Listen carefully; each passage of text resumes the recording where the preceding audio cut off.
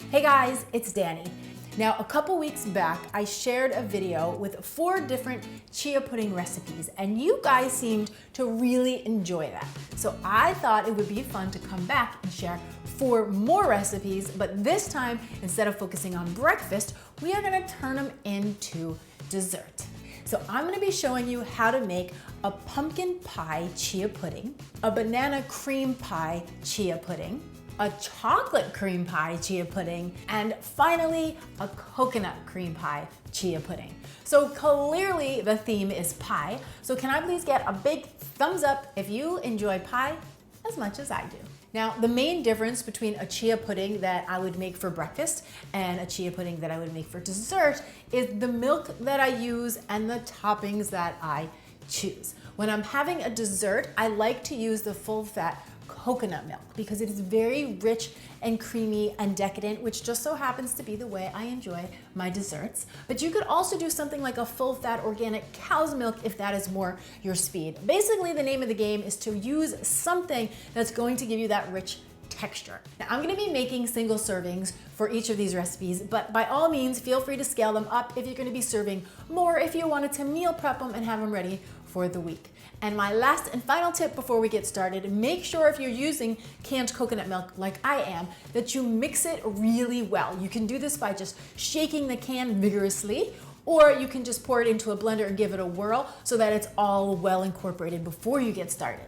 So for recipe number 1, I'm gonna be making the pumpkin pie chia pudding. Now, if you enjoy pumpkin pie, you're gonna love this recipe because it has that same creamy, custardy texture with that delicious pumpkin flavor. So I'm gonna start with a half a cup of the full-fat coconut milk, along with a 1/4 cup of pumpkin puree. Now, you want to make sure that you buy the pumpkin puree and not the pumpkin pie mix, because the pumpkin pie mix has a lot of different spices and added sugar, and that's not what we're looking for. We just want the clean, simple, plain pumpkin puree. Then I've got 1 tablespoon of maple syrup, and I'm gonna gently mix this all together until everything is well incorporated and you see that the color has turned into that beautiful burnt orange. Then I'm ready to mix in my chia seeds. I'm using 1 tablespoon of chia seeds, and you can use either black seeds or white seeds, doesn't matter. And gently combine that until they're mixed all throughout. Then I like to transfer it right into my jar. And whenever I'm making these little chia puddings, I like to use these wide mouth 8-ounce mason jar. Get that in there, pop the lid on, and then this goes in the fridge for a minimum of 3 to 4 hours or overnight. Then when it's ready to serve, what I like to do is top it with a dollop of plain Greek yogurt. Then I do a sprinkle of a low sugar granola. This is kind of like the crust. And just a couple dashes of cinnamon. How good does that look? Now for option number 2, I'm doing the banana cream pie chia pudding.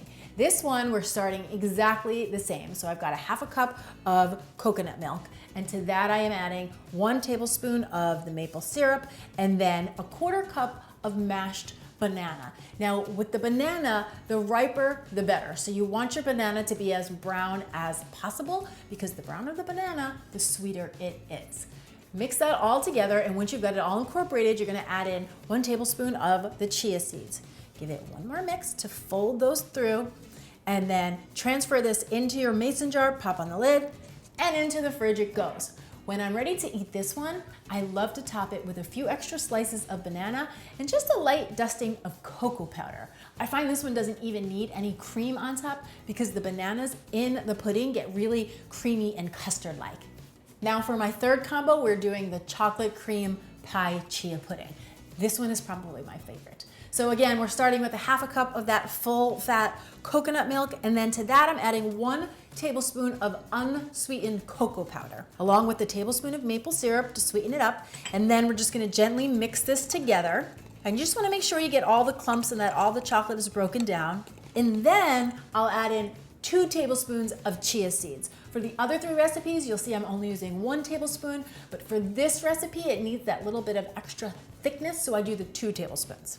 Gently fold those in, transfer it into my mason jar, pop on the lid, and into the fridge it goes until you're ready to eat it.